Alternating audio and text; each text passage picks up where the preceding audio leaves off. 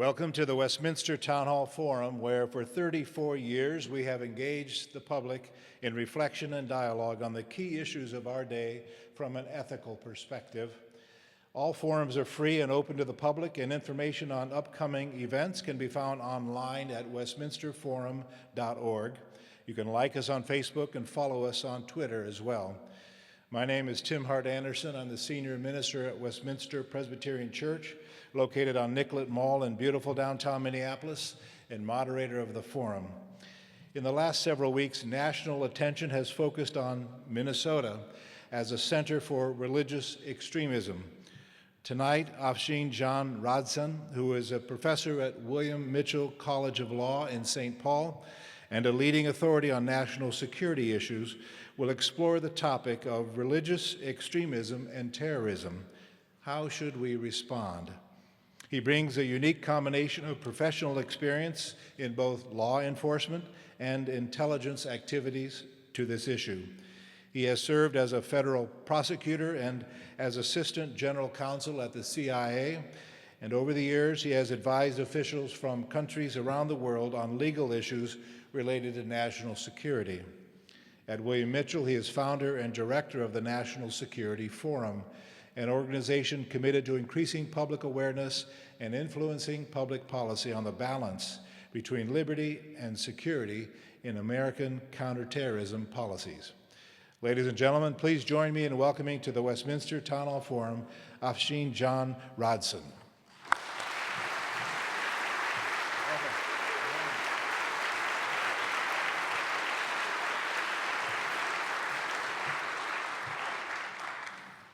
At this moment, I may be the only one in this great setting that is happy that you lost your other speaker. I hope that by the end of the presentation, there will be some people that will say that was not so bad. And I have brought two family members, and at the end, they're going to put their hands up and say, I'm happy that that speaker canceled too. There is something divine about the number 3. There are 3 great religions: Judaism, Christianity, and Islam. In Christianity, we speak about 3 manifestations of God: the Father, the Son, and the Holy Ghost. And I'm going to carry out this tradition of 3s to give you 3 options during this presentation. The first option, it has to do with what you do with your eyes. I'm 51, so I need reading glasses, so there's a barrier between me and you all. But those of you that would like to close your eyes for the entire presentation, you're welcome to do so. Close them now, but please don't snore. A second group, if you like, you can attempt to keep your eyes open the entire presentation. This will be tiring by the end, but you can continue to stare at me for 53 minutes. Or, most of you, I invite you at various segments to visualize a visual image that makes sense, and you'll count these visuals, and you'll notice that somehow they divide by 3. Now, the first place that I'd like to take you to is London, July 7, 2005. Now, we had the fortune of doing an event with Minnesota Public Radio in London, and we discussed the significance of this day. Now, this is a day after 9/11 where there was a terrorist attack in London. If you recall, there were 4 suicide bombers. They were killed, and there were 52 other people that were killed, civilians, innocents, in the tube, in the bus. And it's a sad day, and we've had other sad days in the fight against terrorism. So I don't want you to focus on that negative, but I want you to think about the next day. And my ideas are about what we do after the next attack. And the British, they have had more experience than we have in war and in terrorism. And what you will see in London, if you go back, and this is the visual, is to think of Piccadilly Circus, an iconic location, and people went about their business as usual. They took the tube, they took the bus, and implicit in that is that we will not allow threats from whatever sources to change our way of life. We will be free, we will be reasonable, but we will go about our business. Now, you're probably used to hearing the word first responders when we have an attack. We read the 9/11 report about the success and lack of success from fire departments, police departments, the military. We hear about the hospitals. This is all the physical necessities to protect buildings, to seal off areas, and I think we've gotten very good in terms of physical preparedness. Now, you recall it was not a terrorist incident that we had here in the Twin Cities, but we had a bridge that went down. The public sector, the private sector, they work very well. We rebuilt the bridge. So I'm not talking to you today about physical preparedness, but I want you to have something else in mind, and that is a kind of emotional preparedness. To say to yourself, we're going to have another attack. It's going to happen. President Bush said it, President Obama said it. They don't get into the details of it because it's bad politics. But I think we would be better as a nation if we accepted this. Tonight, we're going to have an attack and ask ourselves, how will we behave the next day? And then the normative question, how should we behave after the next attack? And that's the core of what I'm asking you today, and I have some ideas about what we should do in terms of the next attack. Now, you're very kind to have me here. Tim mentioned my CIA and Justice Department experience, and you're probably ready to hear these hard recommendations. And there's going to be a lot of softness in what I'm saying. And your second visual, if you choose to close your eyes, is to focus on the Statue of Liberty. This great symbol of openness to all people of all faiths, or whether they have faith or not, and we're going to get together at that location after this attack. And we're going to be holding hands. We'll have yoga pants on. We're going to be flexible. We're going to be open-minded. We're not going to turn on each other. We're not going to identify people from particular groups, but we're going to say that this group of individuals did something wrong. How can we learn from it? How can we reduce the chances of another attack? Now, the speaker that canceled probably identified a particular threat that exists here in the Twin Cities. And we've been getting coverage in the New York Times. And if something makes it to the New York Times, it's been validated in the country and around the world. So let's talk about this community. And I remember when I showed up here in 2004, I went to meet a former governor, and I wanted to tell him about the events that we were going to do in this location, hopefully in other locations. And he told me, "What are you doing? Peddling fear?" And the next thing I knew it, I was being escorted out of the office. And I realized maybe it's because I don't root for Minnesota. He could tell I was a Duke fan, but there was something deeper going on in this discussion, is that he didn't want to talk about what was going on right here in the Twin Cities that I knew about from my friends in law enforcement and the intelligence community. I'll just go through some observations. You'll nod, you say, we've heard this before, but let's put it together. And we know that we have the largest Somali community in the United States. Now, the estimates of that community are about 100,000 in the United States and 30 to 40,000 right here. But the New York Times will say repeatedly, we have the largest Somali community here. And they came like my parents seeking a better life. They came fleeing problems in their home country, and they had a refuge here. Now, how did they end up here? I've asked them, how did you all end up here? I tend to have this conversation when it's 20 below zero with them. And we're asking ourselves, yes, one winner, but why would anyone come back? And they say that there was a church group and social services, and the first group that came here after the problems in their country, they were well received. They got jobs, and as happens with many immigrant groups, then word spread back home. And when someone decided to come to the United States, they didn't do the sensible thing and say, let's go out to San Diego where the weather is nice all year round. They said, you have a cousin. You have a brother, you have a grandfather that lives in the Twin Cities, why don't you go to the Twin Cities? And that explains here, and they've spread to other parts of the country, why we have such a large Somali community. Now, there is a concern about radicalization, and Somalis are not the only group that's susceptible to radicalization. Radicalization is something that happens to all people of faith or not faith. But what we can see, and maybe we'll discuss this in the back and forth, is kind of a conveyor belt going down the line of people willing to do certain services and then going all the way at the end of the conveyor belt where they're willing to kill other people or to kill themselves while killing other people.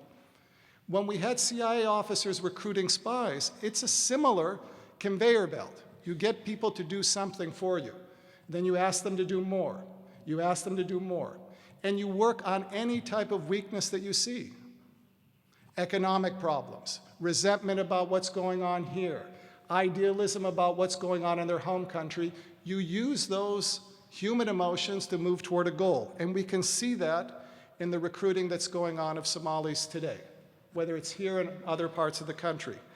Something that has made it even more difficult to track is the social media, the internet, Facebook. I mean, this is different from the 9/11 generation.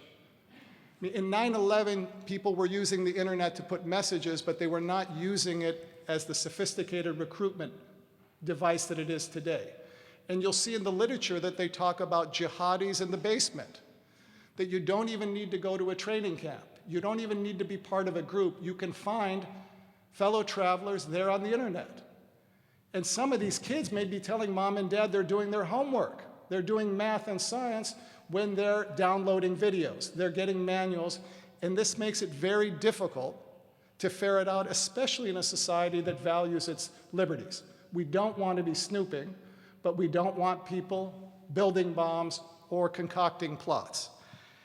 The New York Times at various times has said that the counterterrorism investigation that goes on here in the Twin Cities is the most significant counterterrorism investigation since 9/11. That's disturbing probably to most citizens. It gives me an opportunity, having worked in this area, to talk about these issues, to talk about issues that matter to you right here.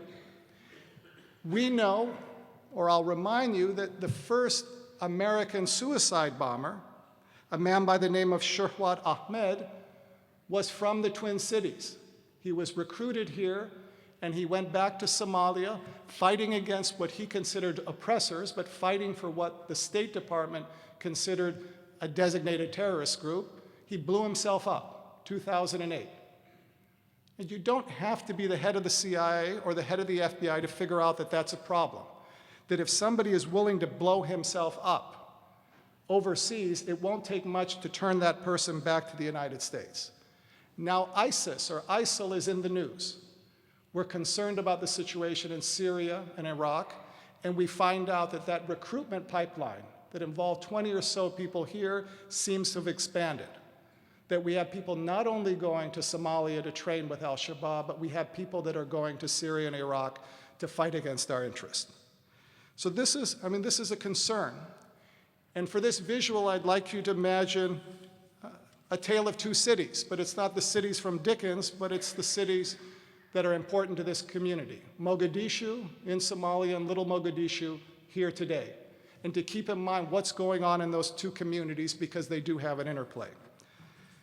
Let me present you an alarming scenario, and it plays into my idea of what we do after the next attack. I have bad news.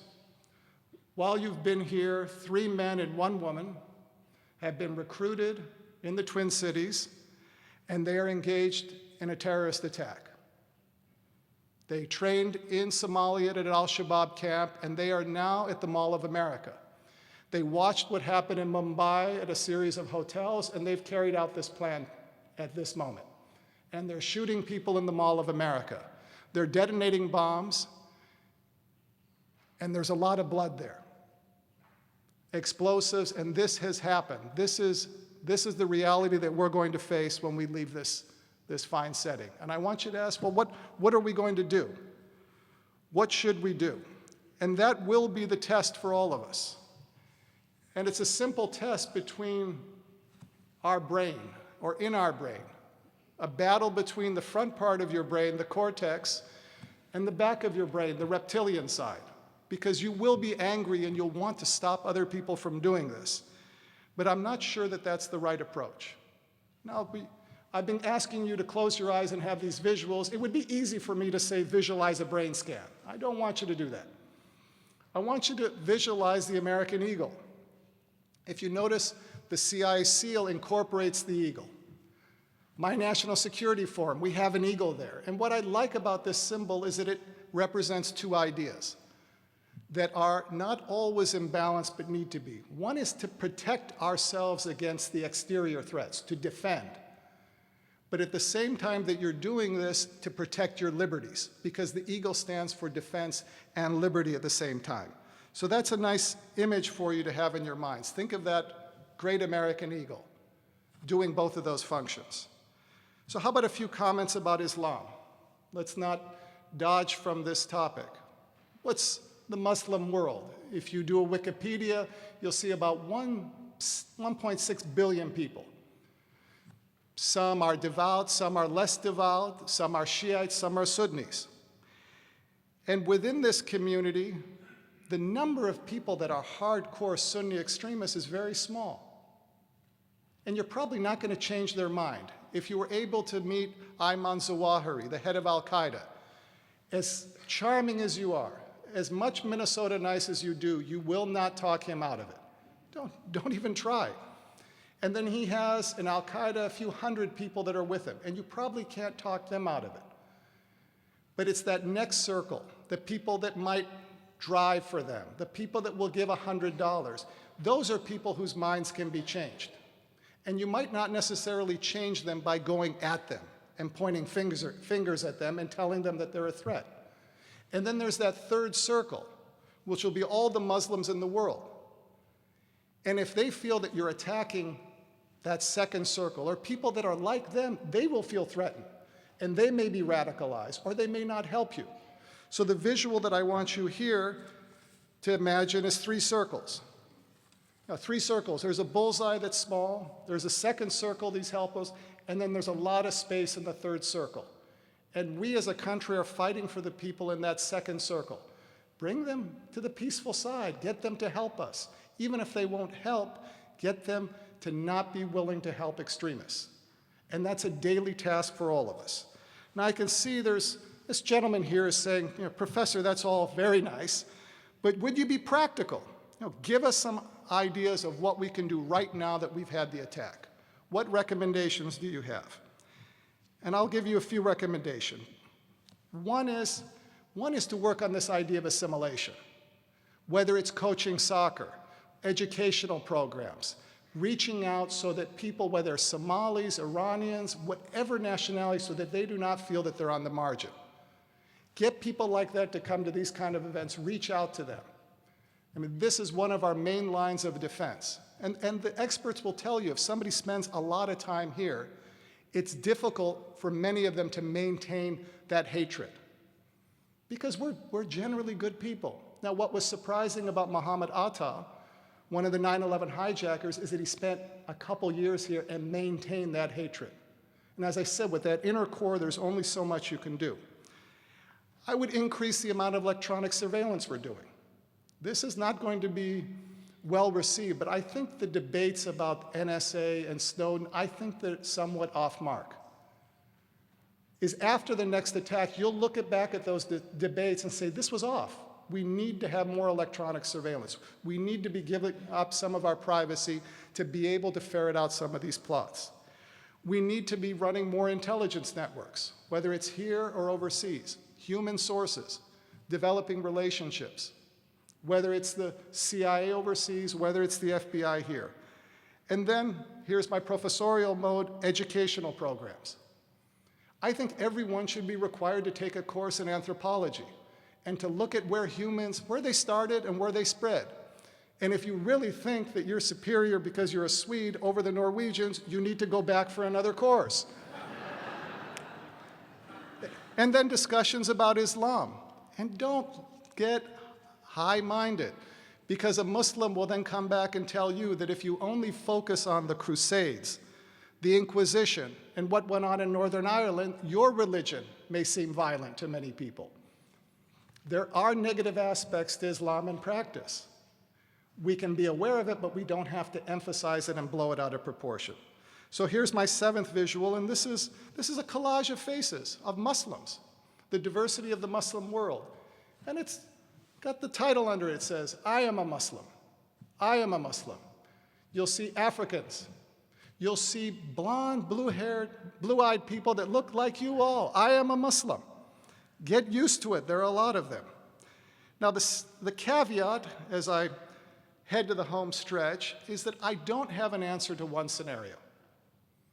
And I think the president agrees with me about this, and we want to push this off. If we have a catastrophic attack, chemical, biological, or nuclear weapons, I don't think that we are capable of a proper emotional response. I think it's over. It won't take the United States away physically, but I don't think that we will live our life the way we did before. It's too much to ask. That's a catastrophic attack. That's not the attack that we just had at the Mall of America in my scenario. That's not 9/11. That's not even a dirty bomb. We can handle those kind of attacks. We have the resilience as we showed in Boston. But if you have a bomb, a nuclear bomb that goes off in an American city, that's the end. And I think most CIA directors, most intelligence officials will admit it. It will be a new era. And that visual, and it's a negative one, is something out of a Mad Max movie. Who's seen that movie? Huh? Yeah? Mad Max, Mel Gibson, the early ones. It's post-apocalyptic. And there's a still from that. And keep your hands up, because I need these votes that say, I'm happy that Radsan came here instead of that other speaker. Keep them up. Let me give you some more bad news before you say to yourselves, we can rise to this challenge that Professor Radsan has given us today. Our track record is mixed in terms of dealing with crises. The Palmer raids. Have you heard of the Palmer raids? It's when we went after communists in the 20s. We saw reds everywhere. Red was the color in everybody's eyes. It's as if our retinas had changed. Korematsu, does this ring a bell? Interning 120,000 Japanese Americans and Japanese aliens in camps on trumped-up charges of espionage, sabotage. There wasn't anything to it. Landowners in California, they wanted to take the land of Japanese farmers. This was convenient. World War II, not such a great reaction. And those of you that keep score, Republicans and Democrats, remember, Korematsu, that was FDR. That's on a Democrat's watch. The hostage crisis, 1979 to 81. Scapegoating that went on here. We saw Iranians everywhere. They even considered me a threat, American-born. My uncle was on a kill list, but that reptilian brain said, he looks like them. He smells like them. He eats the same food that they do. I don't know that I trust him. And I'm hoping that the cortex will take over. So this is the negative image. Maybe some of you that haven't been pleased with the presentation will enjoy this, but the image is me in a detention camp. That after all my service, if something goes boom, you won't even be comfortable with me. You won't feel safe with this American-born person that's been trying to help his country. And if our Somali friends think that I'm picking on them, I want to remind them, I'm a child of immigrants. My parents are both Muslims. They're from Iran. I think Iran conjures up as many negative images as Somalia, and we ask people, deal with it. Embrace us. We're not all terrorists.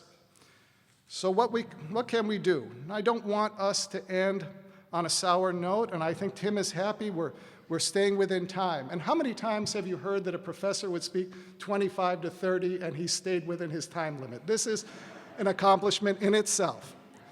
So I want you now, those of you that have been playing with these visuals, I want you to open your eyes, open them wide. I want you to smile.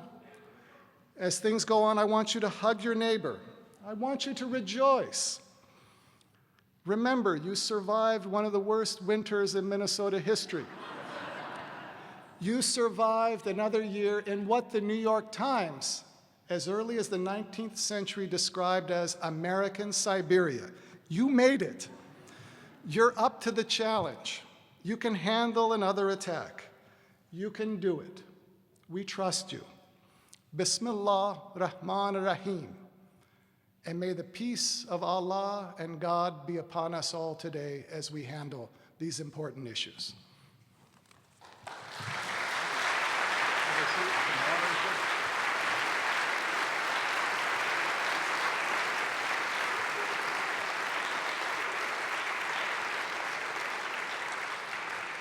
I believe that's the first time a town hall forum audience has been asked to hug one another, but restrain yourselves, Minnesotans. I know you want to do it, but thank you, John Radsan. You're listening to the Westminster Town Hall Forum. Broadcast from Westminster Presbyterian Church on Nicollet Mall in downtown Minneapolis. My name is Tim Hart Anderson, the senior minister here at Westminster Presbyterian Church and moderator of the forum. Our speaker is Afsheen John Radsan, a leading authority on national security and professor at William Mitchell College of Law in St. Paul. While the ushers collect questions from the in-house audience, I'd like to invite the radio audience to join us at Westminster Church for our next forum on Thursday, October 16 at noon, when distinguished journalist Bob Herbert will speak on the topic, Losing Our Way, Can We Restore the American Dream? Our events are always free and open to the public, and further information can be found at our website, westminsterforum.org. And now, John Radsan, if you would return to the pulpit, I will present the questions from our audience. I'd like to return first to the three circles you mentioned. You said the inner circle radicalized extremists who really we couldn't affect or change, a few hundred of those. The second circle, I believe you said to me before the program, a couple 100,000 maybe, several 100,000? I wouldn't even go that high. Not even that high, okay. Let's say in the tens of thousands, but okay, it's very tens of difficult to thousands. estimate. And the third circle, of course, the rest of Islam, 1.5 billion, 1.5 plus Muslims. How are our policies affecting the size and the direction those circles go? What we're doing, for instance, right now in Syria and Iran, what's your sense of whether that's driving people from the second circle into the inner circle or out toward the vast majority of Muslims? If we focus on Iraq and Syria, this is a delicate play for the president and all his advisors. We know that we have a threat there. This threat may eventually reach us in the United States. It's destabilizing the region. It would take discipline. It would take courage not to do anything about the situation. What's clear to the advisors is that by going into this area and bombing or rounding people up, using force, this is going to be played or distorted in the various media outlets, and we're probably going to create people that do not like what we're doing. So it's going to have that boomerang effect, and that's the balance of the long-term strategy versus the immediate strategy. You'll hear somebody like David Petraeus talk in these terms about the counterinsurgency aspect, which is the long game for this. And I've focused my remarks on this counterinsurgency, but if you have an immediate threat, you have to deal with the terrorism, the counterterrorism, the short-term threat, and sometimes those are in sync, sometimes they're not. Does religious extremism really have anything to do with religion?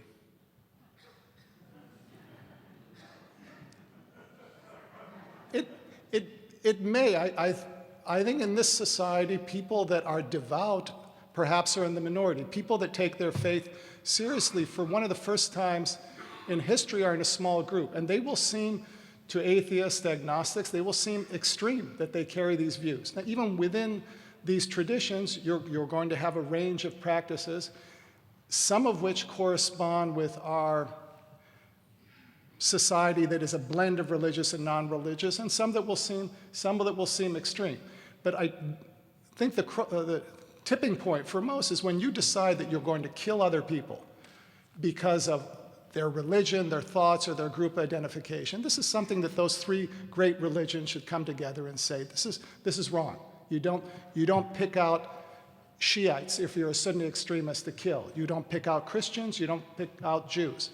And with this type of extremism that we focused on, they have attacked all of these groups.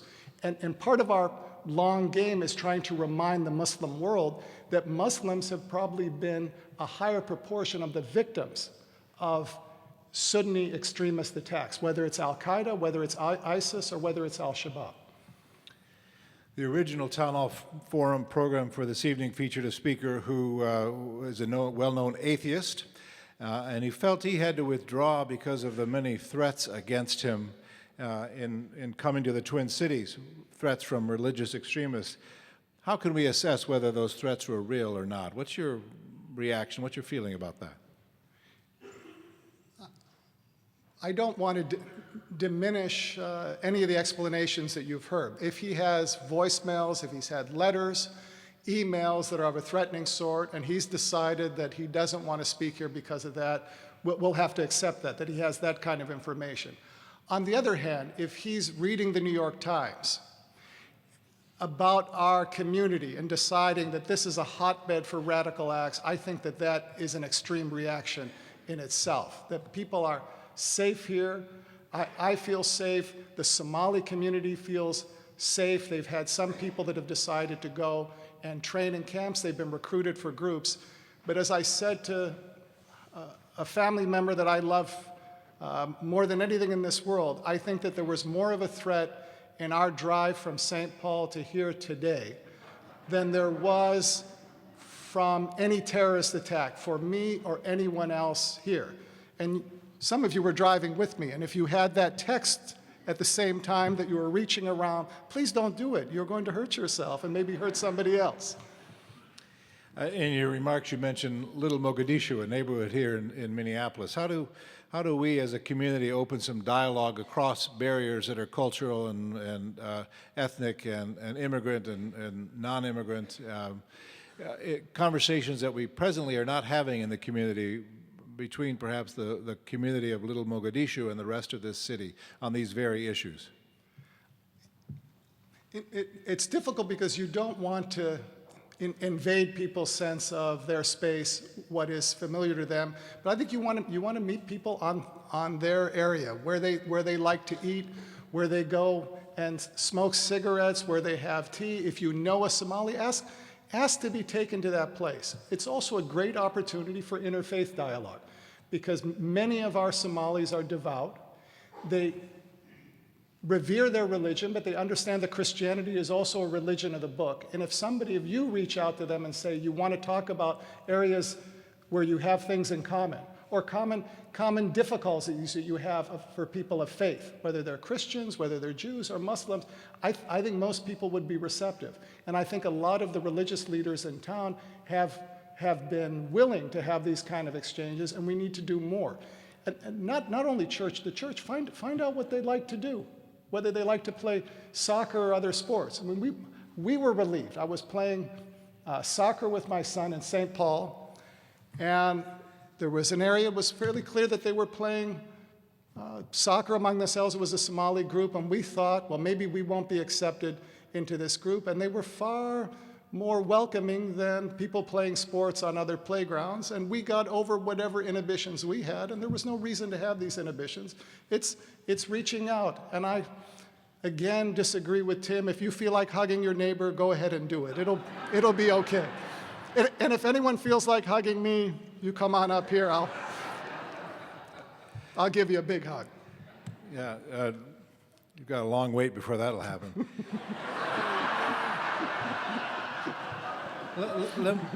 This question has to do with your background in national security, and as a person who formerly worked with the CIA. Do you believe that today, in 2014, the FBI and CIA and other U.S. agencies are sharing security information more effectively than they were in the years, months, and weeks and days before 9/11? The record was so bad before 9/11, they don't have to do much more to say that they're doing better. And I ask my friends in the FBI, and the FBI, they're much more willing to talk about their work than the former CIA or the current CIA. And I only had a few years of the CIA. I had 6 years of the Justice Department. And I ask them this question, and they all tell me that we're doing better. We're doing much better, but I sense in their body language that maybe we're not doing as well as we should. They're different organizations, the FBI and the CIA. They have different cultures. They have different missions. There are going to be some problems in communication for those groups. You remember in 2009, the attempted Christmas Day bombing. Abdul Muttalib, the underwear bomber. He tried to detonate explosives in his underwear, and President Obama was appalled because we had set up these memoranda of better cooperation among the agencies. We had set up the National Counterterrorism Center with this idea that you would take the bits and pieces of intelligence and put it together. We had the bits and pieces there, but we didn't put it together. But keep in mind, as they say, they have to be 100% effective all the time for you to be happy. All it takes is one slip up, and there's a loss of life, and there's a damage to our American fabric. So that's a high order, but I'm hopeful. I think they're doing better than they did. I think we had an opportunity in the first few years after 9/11, before we made the pivot into Iraq. We were doing far better in Afghanistan than people imagine. We were winning the counterterrorism mission. To borrow from what President Obama said, Al-Qaeda was there in Afghanistan. Saddam Hussein was a secular leader. He didn't have any links with Al-Qaeda. If he did, they were marginal. And then we made this pivot for other reasons, a country that was boxed in by no-fly zones. We should have finished the counterinsurgency job in Afghanistan, and then there would have been the possibility to address other problems in other parts of the world. But we have to play the hand that we have today, and it's a very disturbing situation in Syria and Iraq, that you might look back to the Al-Qaeda problem and say that was easier to handle. Going into Afghanistan, once we had American will, I don't see that there's an easy solution to what's going on in Syria and Iraq. What do you see as the long-range future of ISIS or ISIL? I'm not a politician, so I can tell you I have no idea. And I think the president has no idea. And they say that they're going to decimate them, get rid of them. That's the posturing that must come from politicians. But they're hoping that they can reduce the threat from ISIS back here and reduce the destabilizing influence that it has in the region. Now, this problem creates strange alliances. Remember, ISIS is a Sunni extremist group. The Syrian group is fighting against Assad. Assad is propped up by the Iranians. Well, we don't like the Syrians or the Iranians, but they would be two very important partners in fighting ISIS. And we keep courting Iran, asking them, let's do something, and Iran wants the sanctions taken away. Now, we missed an opportunity for cooperation, I think, earlier on with Iran, and they're playing the long game in the region. And I wonder from their perspective, are they sincerely concerned about ISIS coming to them?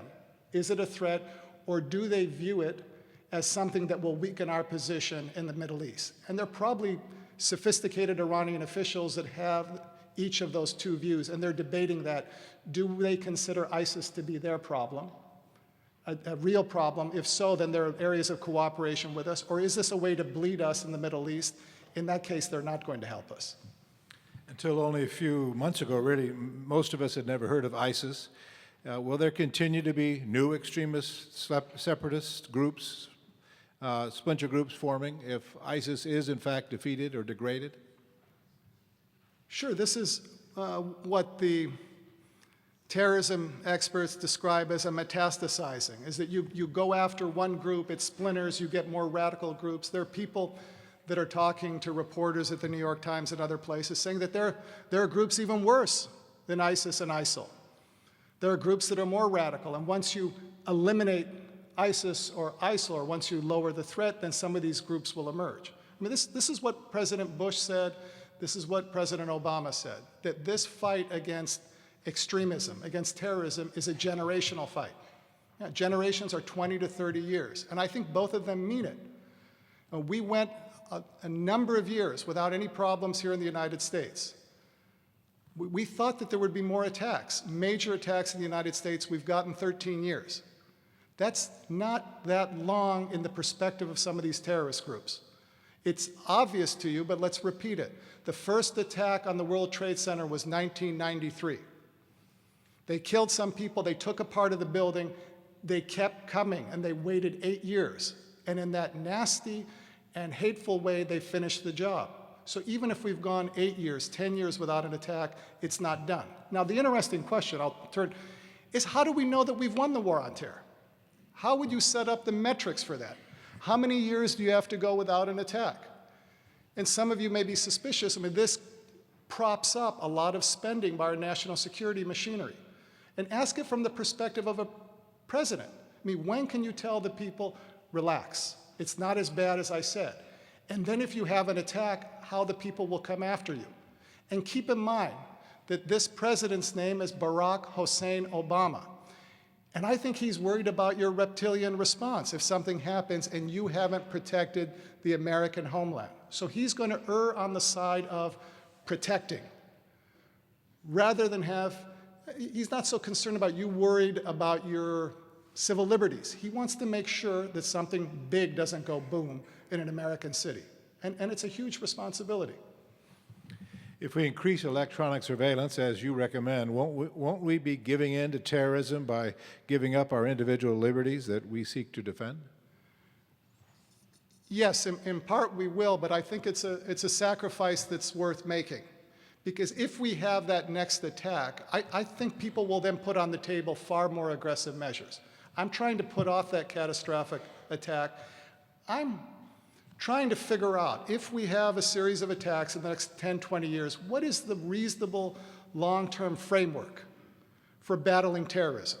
You know, something that doesn't swing back and forth. And I don't spend much time, if any, on Facebook or these areas. I assume that somebody's listening to my phone conversations. I try to be more eloquent. I work on it. It's not tough with, you remember the prior president? He had a problem with subject, verb, predicate. So I am happy to be here. I mean, that's a sentence, and I'm doing better than one president of the United States. How do you assess the actions of former NSA employee Edward Snowden, who released information on this electronic surveillance done by the government? Was this an act of treason or the act of a whistleblower? I was asked this question once before on Minnesota Public Radio, so for those of you that go on the archives, I'm going to give the same answer. The answer is both, and it depends on point of view or emphasis. From the standpoint of the American intelligence community, you can't have people deciding that they can share top secret information with the Russians or other groups. You'll break down any military organization, any intelligence organization. So this is an act of treason, an act of espionage. It's a crime that needs to be prosecuted. On the other hand, from the standpoint of citizens, we feel that there's too much secrecy. We don't know enough about our government. I think many of us appreciate information so we can have a more robust debate on this proper balance of electronic surveillance within a democracy. Now, I keep talking about balance. There's another one of these balances that is very, very difficult. You have democracy, which requires openness, transparency, but then you have agencies that need secrecy to be effective. The CIA, the military, the State Department. You can't tell people in Syria where we're going to bomb in advance. It will break down. Now, how do you balance this? What is the right level of secrecy and transparency? That's very much in the eye of the beholder. And it sometimes depends on whether your guy or gal is in the Oval Office. And what I'm suggesting is let's think about a proper balance that will span a generation. Democrats, Republicans. I'm willing to accept a little bit more electronic surveillance, but I'm not sure. Let's have the debate. And I think the president is not sure. He's been calling for this debate with the American people to find the right equilibrium point. What's your position on aggressive interrogation or torture with suspected terrorists as a means to national security? Remember, this was the big issue after 9/11. We did not interrogate that many people. We're now killing rather than capturing and interrogating people by the use of drones. I think the debate's been simplified, and I'd like to, again, create the third category. The question is not to torture or not to torture. There's one threshold of what we can do if we approach this problem from the law enforcement standpoint. The FBI's rules, due process, that gets you about this far. Then there's a gap, and in that area you have some tactics that go beyond what the FBI can use, but are below any reasonable definition of torture. I'm not talking about waterboarding. I'll give, for example, the idea of sleep deprivation. A day of keeping somebody up, 2 days. Now, the definition of torture is severe physical or psychological pain. I think you cheapen the word torture by saying a day of sleep deprivation is torture. So if you had Ayman Zawahiri in custody, the head of al-Qaeda, and he's not giving you information, and you're worried about active plots, I, as the president, or I, as his advisor, would be tempted to go beyond the FBI model. And the president retains that discretion right now. He said we will not torture, but that's not as a matter of American law. That's an executive order. And he has this gray area that is permitted to him for these interrogations. And the question I have for you all is Obama charming enough or duplicitous enough to say, we don't torture, we have this executive order, and he signed a secret amendment to that executive order allowing some of these enhanced interrogations. That's a problem for democracy, but I think that the secrecy that goes with presidential power permits this. And when you pick a president, you're picking the possibility that someone would do that, in addition to the possibility of taking us to war. Can you say something about the psychological profile of people that are being drawn into the radical Islamist groups from, say, Europe or United States? What are the reasons young men or women from the Somali neighborhood in Minneapolis might be drawn into joining a militant group overseas? There's a whole host of reasons, and I don't claim to have any particular profile or trait. I don't think it exists within the law enforcement community. I don't think it exists in the intelligence community. And this is public record. For a while, we were trying to figure out what causes people to become traitors, if we're recruiting spies or are people becoming spies for the other side. And you find out that there's a whole range of reasons of why people are unhappy, why they would do something that's a crime, or why they would go on this conveyor belt. But Tim, on one point where the experts agree is we used to believe, we had this narrative about Muslims in Europe and Muslims in the United States. And for a long time, we thought that we had the happy Muslims. Muslims that come to America, they're happy. They're not going to do anything wrong. And the Muslims that they have in England and France, those are the unhappy Muslims. They do bad things in those countries and they get recruited. That narrative has broken down, because if you go back on basic immigration patterns, these Muslims started in many of the same countries, whether they had the family network or an opportunity. Some of them go to Europe, some of them go here. Through the social media, we find out that there are a lot more connections now between European Muslims and American Muslims in this broader radicalization process. It's a problem. It's been a problem for them. It is a problem for us. To what degree do policies that try to force assimilation, for instance, laws against wearing a burqa in public, to what degree are those contributing to the problem, radicalization? We don't force that upon people here. We may have our social pressures, but I think your question or your questioner is getting into some of the practices in France. I mean, France is very adamant about protecting their secular values, insisting that women take off the burqas or other headdress as a part of their values there. And I followed some of the reading. I'm not an expert there, but it seems that this is then alienating some of the Muslims there, and it's definitely being discussed in capitals in the Muslim world. They point to France and say to their people or others, look, this is how they treat Muslims. They don't respect your religion, and it has a possibility in terms of radicalizing. The last time we had a town hall forum speaker who told us that he was threatened coming to speak here was Morris Dees of the Southern Poverty Law Center.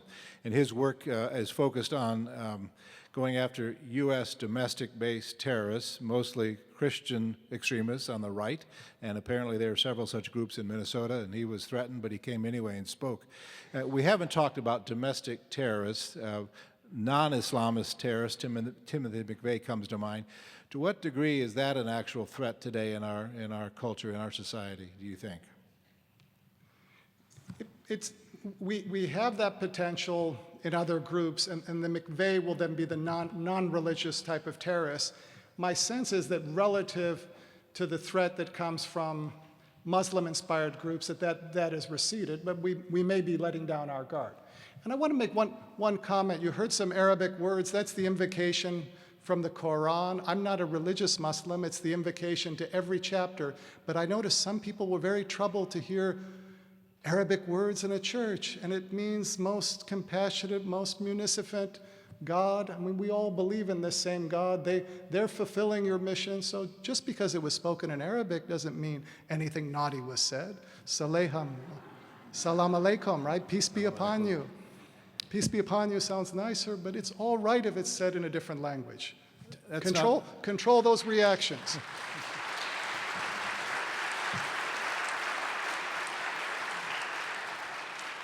I should point out that's not the first time Arabic has been spoken in the sanctuary.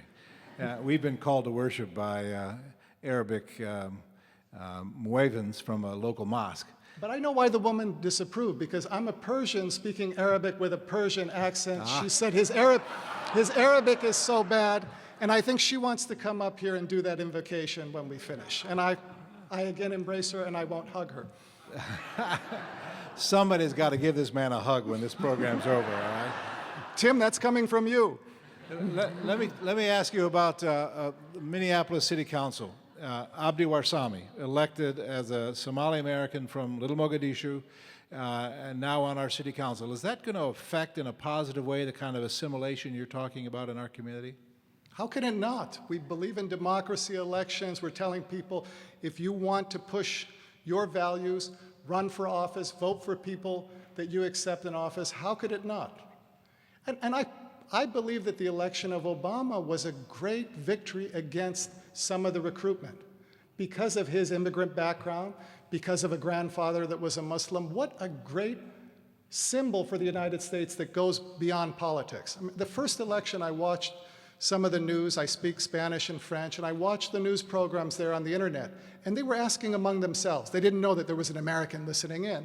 They said, could this happen here? Could we have somebody with Obama's background to rise to the highest position in our democracy? And the answer in the UK was no.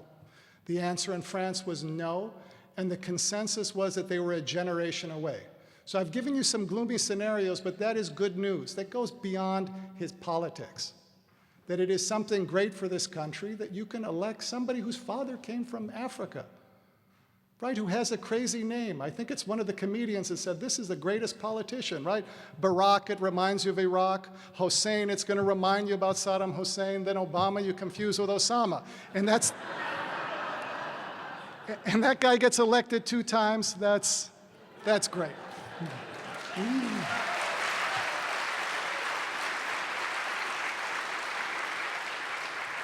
I'm glad we're ending on an upbeat note because it was a little bit rough earlier. Let me just ask you this. Knowing what you know, and you know a lot more than the people in this room about religious extremism, are you hopeful for American democracy and our future in this land? Yes. We've had extreme views, political views, religious views, and it seems to work in this country. I talked to a religious Iranian who's a former advisor to one of the presidents. We were walking down the beach in Venice, in California, and you have all kinds there. And he had a big smile on his face. And I said, what's going on? He said, your country is the most amazing large intestine that I have ever seen. And you know what he meant, but I said, what do you mean? He said, you can take anything and you digest it and you seem to get nutrition from it. That is great. That's something to be proud of.